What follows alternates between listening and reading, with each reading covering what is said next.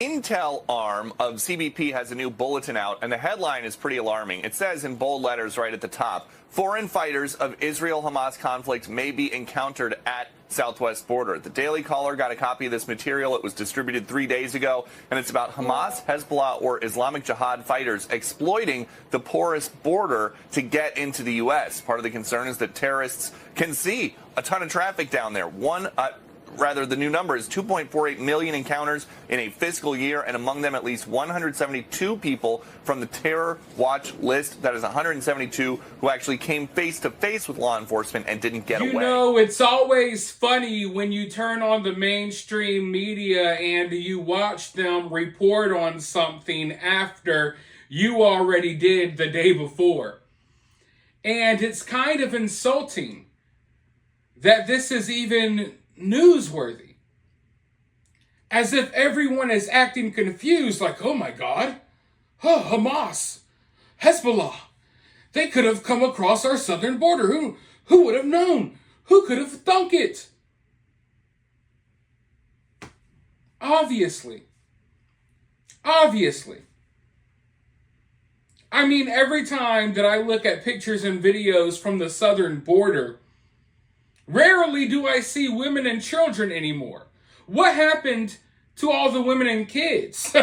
I mean, don't get me wrong, there's still women and kids coming, but the vast majority are like dudes in their 30s.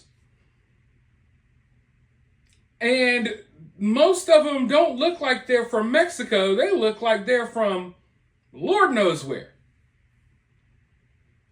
And I don't have anything against people wanting to come to this country to make a better life for themselves, but at the same time, you can't just allow any and everyone to pour into our country. And then in moments like these, when we're on the brink of another full-scale war in the Middle East, now you want to say, oh, well, there's a possibility that some of these people came into our country, or they could be trying to right now. And it's like they're putting this out there, but they're not making any moves to stop it. So the only reason they're putting it out there is to scare people and to basically go ahead and let you know, hey, just go ahead and expect something bad to happen. You know what I mean? But unfortunately, that's not what I'm even here to talk about. And I say unfortunately because now it looks like we may have possibly even bigger problems on our hands. Because, you know, this whole time that the situation's been playing out in Israel and in the Middle East, I've been worried about things popping off and sparking off in other parts of the world with our other various enemies and adversaries.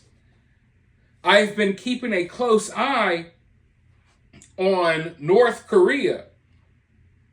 And of course, we're watching China and Russia because now's the time, folks. If our enemies ever wanted to take the United States down, now is the time.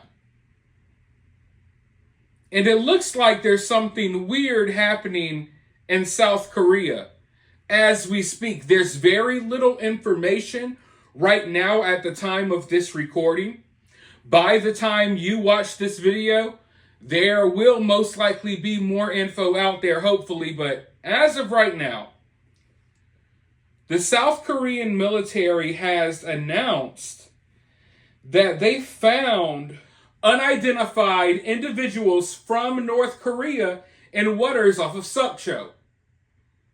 Now, as of right now, we don't know what's happening. We don't know exactly what's going on. All we know is that the South Korean military, the Coast Guard, found a ship or a boat with some North Koreans in it, unidentified North Koreans. We don't know what their motive is. We don't know what they're doing. Now, what I'm worried about is the possibility that they're trying to carry out little attacks, maybe a little terrorist incident in South Korea. Maybe they're there to spy. We don't know what's happening at this moment, but in a time like the time that we're in right now, with all of these other conflicts in the world, the last thing we need is for something to happen between North Korea and South Korea. Now, these could be defectors, people trying to get away from North Korea, but it's really hard to get out of North Korea. It doesn't happen that often. You know, we don't know of that many people who have actually successfully defected from North Korea. And I would assume that if caught, these people aren't going to tell the truth. So now that the South Korean military caught these people, they very well could say, hey, don't worry, we're defectors, you know? We weren't up to any shenanigans, you know what I mean? Obviously, they're not going to be like, yeah, we're out here, we were trying to sneak into South Korea. We were spying on y'all, and we were planning on doing this. So, will we ever know what's happening? Why they were out there? Maybe not. Maybe not. But all it takes is something small, something minuscule for a bigger situation, you know, a bigger problem to come out of it. You know, North Korea will not hesitate to make a mountain out of a molehill. So regardless of why these unidentified North Koreans were out there floating off the coast of South Korea, why they were there might not even matter.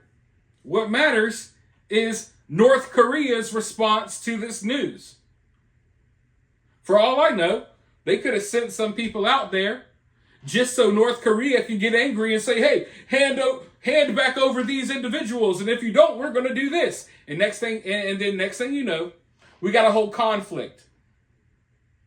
Anything's possible. But it's starting to become very obvious that it just looks like almost as if this stuff is planned in a way. Like, we're watching these little situations pop off every couple of months, every couple of days even. It seems like not only the U.S. is being tested, but our allies are being tested. And what I'm seeing and what I'm thinking is that all of our adversaries have come together, and instead of striking out or lashing out at America, they're testing our allies, knowing that America is going to come running to their defense. And before you know it, we're spread all across the board. Because right now, we got so much money going to Ukraine. This Israel-Middle East situation is about to get very hectic. This war is going to be fought in multiple countries all over the Middle East. Now, if something starts happening between North Korea and South Korea, it's really bad, folks. And the timing of things. You know, I always say, pay attention to the timing of things. This news is coming of them finding these unidentified North Koreans, right? This happened right after the U.S., Japan, and South Korea just had these joint Air Force exercises, the first time they've ever done it in history. And North Korea has been threatening that they were going to do something in response to these exercises. And these exercises just happened yesterday and earlier today. And now tonight, they're finding these people out here floating, you know, right off their coast for whatever reason. We still don't know the reason yet. But I want to go ahead and hop right into this article really quick. U.S., Japan, South Korea conduct joint exercise amid North Korean threats. U.S., Japan, and South Korea held first ever joint air exercise amid North Korean nuclear threats. The three countries, America, Japan, and South Korea, jointly organized an aerial exercise marking a significant response to the nuclear threats posed by North Korea. South Korean Air Force has announced that on Monday, October 22nd, the country's military conducted an aerial parade to strengthen military cooperation among the three countries. The announcement states that an American B-52 bomber capable of carrying atomic bombs participated alongside South Korean and Japanese fighter jets. Although these three countries occasionally hold military maritime exercises, this is the first time that they have conducted trilateral aerial exercises. Japan and South Korea have established themselves as vital military allies of the United States within the Southeast Asian region. Together, they host approximately 80,000 American troops, reflecting their commitment to collective security and defense in Asia Pacific. North Korea's inclusion of nuclearization in its constitution has prompted a coordinated response from South Korea, Japan, and the United States. In light of this development, the three nations signed a military agreement to counter the nuclear threats posed by Kim Jong-un. So, the reason why this is so scary is because there's already been all of these new nuclear threats coming from North Korea. We haven't been hearing much about it because of everything going on in Israel. But yeah, they're getting riled up again, as they do, every couple of months. Every 6-7 months, they start getting rattled up. It's just how it goes. But when they start getting rattled up in a time where the whole world is already in chaos, people get kind of scared because, like I was telling you all months ago, we've seen countries threatening to do things for years. And it's gotten to the point where we don't even take it seriously anymore. But I feel like we're in a different day and age where not only are people threatening, they're going along with their threats. Look at what's happening in Ukraine. Look at what's happening to Israel. So even though North Korea has been putting out these threats for years, who's to say that now might be the time that they're actually going to be serious? Because everyone else has been threatening for years. It looks like they're serious now as well.